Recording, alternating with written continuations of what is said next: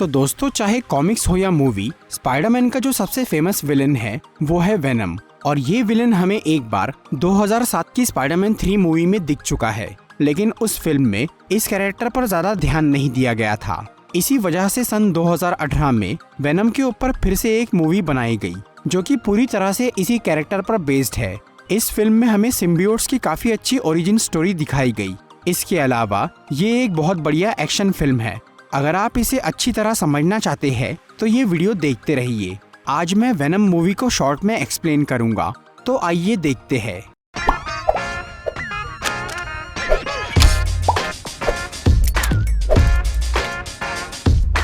ये कहानी है सिम्बियोट्स की, जो कि चिपचिपे रबर की तरह दिखने वाले एलियंस है और वो क्लिंटार नाम के एक प्लेनेट पर रहते हैं।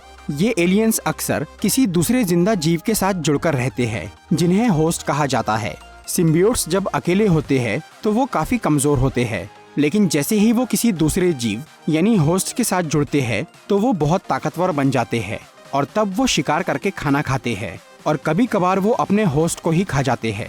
इस तरह से लाखों सिम्बियोट्स बहुत साल से अपने प्लेनेट के दूसरे जीवों को मार रहे थे और खुद का पेट भर रहे थे। इसी वजह से क्लिंटार प्लेनेट के बाकी जिंदा प्राणियों की तादाद काफी कम हो जाती है और सिम्बियोट्स का जीना मुश्किल होने लगता है। इसीलिए बहुत से सिम्बियोट्स खाने की तलाश में दूसरे ग्रहों पर जाना शुरू कर देते हैं। इसी के चलते सन 2018 में सिम्बियोट्स का लीडर रायट अपने कई साथियों के साथ एक कॉमेट पे सवार होकर पृथ्वी ग्रह की तरफ निकल जाता है। पर उनके पृथ्वी पे पहुंचने से पहले ही वो कॉमेट एक कंपनी को मिल जाता है जिसका नाम था लाइफ फाउंडेशन। लाइफ फाउंडेशन एक बायो इंजीनियरिंग कंपनी थी जो कि दवाइयाँ बनाती थी और इंसानों की बीमारी का इलाज ढूंढती थी। इस कंपनी का मालिक था कार्लटन ड्रेक, जो कि एक बहुत होशियार मगर काफी खतरनाक आदमी था। वो अपनी रिसर्च के लिए इंसानों और जानवरों पर इल्लीगल एक्सपेरिमेंट करता था। इसके अलावा ड्रेक का ये मानना था कि इंसानों की लापरवाही की वजह से ये दुनिया बर्बादी की कगार पर पहुंच गई है,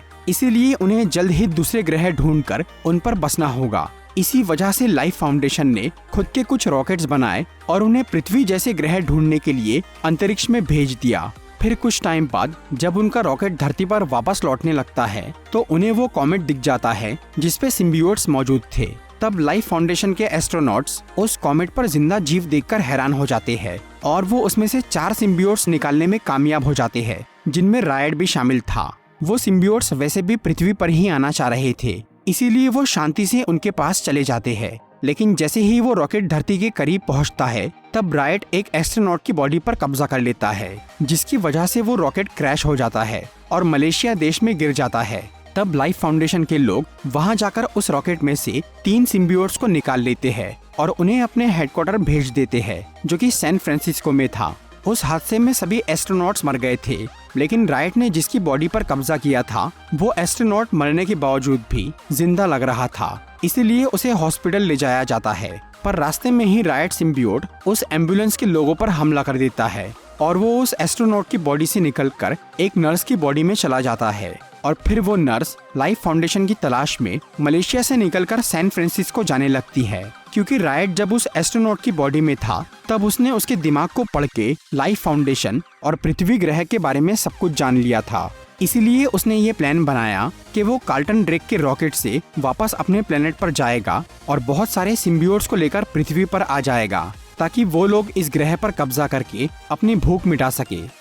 दूसरी तरफ कार्लटन ड्रेक को वो 3 सिम्बियोट्स मिल गए थे जिन पर वो एक्सपेरिमेंट करना शुरू कर देता है। लेकिन इस सब के बीच मीडिया में ये बात फैल गई थी कि लाइफ फाउंडेशन का एक रॉकेट क्रैश हो गया है जिसमें कुछ लोगों की जान चली गई है। इस मामले को छुपाने के लिए कार्लटन ड्रेक एक बड़े न्यूज चैनल पर अपना इंटरव्यू देने का फैसला करता है, ताकि वो उस रॉकेट वाली घटना से लोगों का ध्यान हटाकर अपनी कंपनी की बड़ाई मार सके।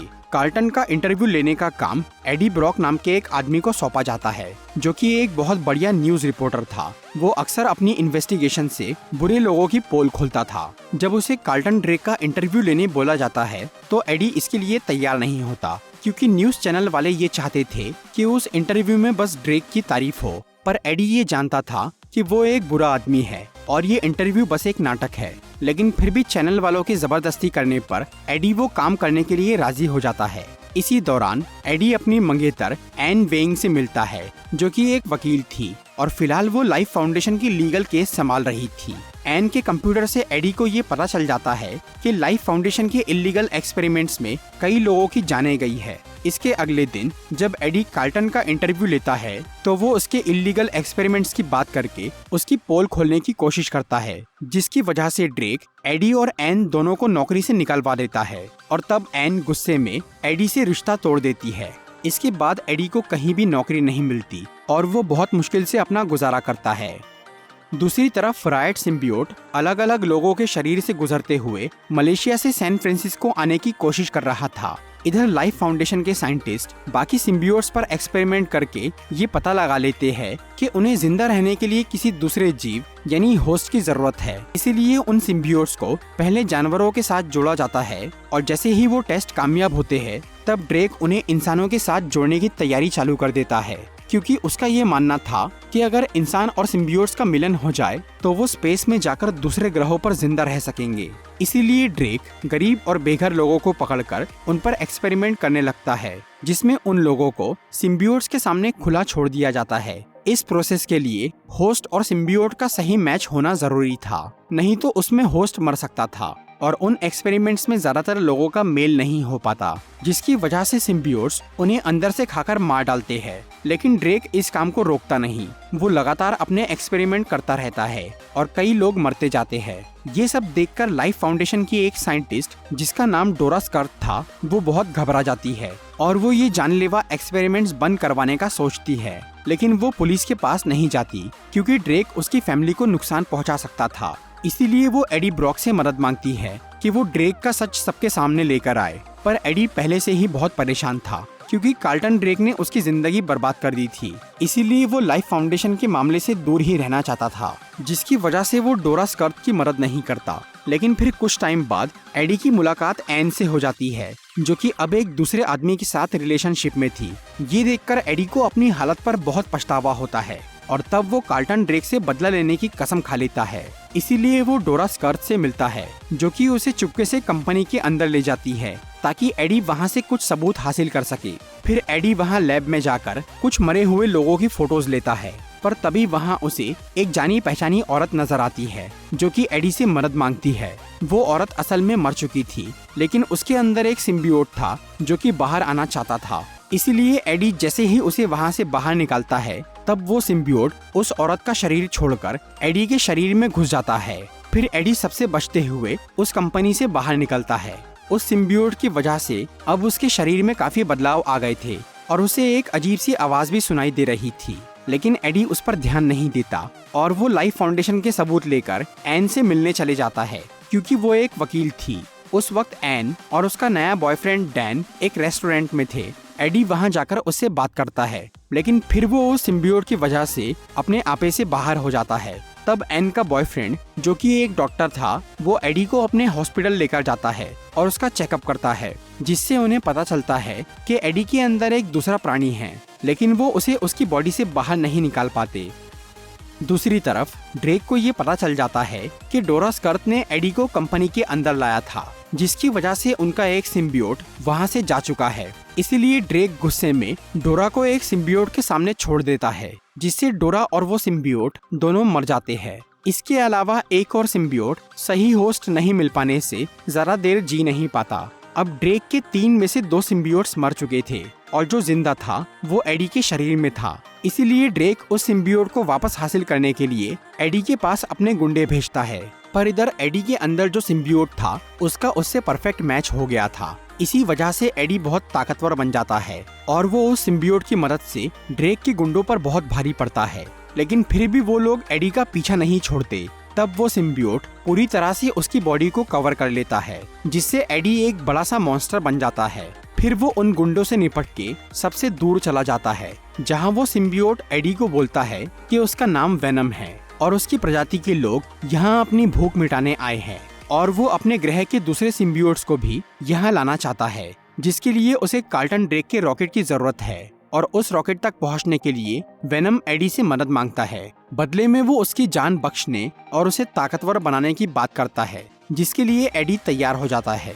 लेकिन वो पहले कार्लटन ड्रेक का सच सबके सामने लाना चाहता था। इसीलिए वो अपने पुराने न्यूज चैनल के ऑफिस में जाता है ताकि वो अपने बॉस को ड्रेक के खिलाफ सबूत दे सके। पर उस बिल्डिंग में एडी को घुसने नहीं दिया जाता, इसीलिए वो वेनम वाले रूप में उस बिल्डिंग के ऊपर चला जाता है। वो वहाँ सबूत तो छोड़ देता है, लेकिन उसका भयानक रूप देखकर मिलिट्री वाले वहाँ आ जाते हैं और उसे घेर लेते हैं। तब एडी फिर से वेनम बनकर उन सबको हरा देता है। तभी एन वहाँ आ जाती है और वो एडी का सिम्बियोट वाला रूप देख लेती है, जिससे वो बहुत डर जाती है। इसीलिए एन उसे फिर से हॉस्पिटल ले जाती है, जहाँ डैन एडी को बताता है कि वो सिम्बियोट उसकी बॉडी को अंदर से सड़ा रहा है। हालांकि वेनम उसे बोलता है कि ये डैमेज सिर्फ टेम्परेरी है और वो उसकी बॉडी को ठीक कर देगा, लेकिन एडी फिर भी उसे अपने से अलग करने का फैसला करता है। एडी को अब तक सिम्बियोट्स की कमजोरी पता चल गई थी कि उन्हें तेज आवाज और आग से खतरा है, जो कि उसने एन को भी बता दिया था। इसलिए एन उस हॉस्पिटल की MRI मशीन से तेज आवाज निकालती है, जिससे वेनम उसकी बॉडी को छोड़ देता है। इसके बाद एडी उस हॉस्पिटल से बाहर चला जाता है और तभी कार्लटन ड्रेक के आदमी वहां आकर उसे पकड़ लेते हैं, क्योंकि उन्हें लग रहा था कि एडी के पास वो सिम्बियोट है।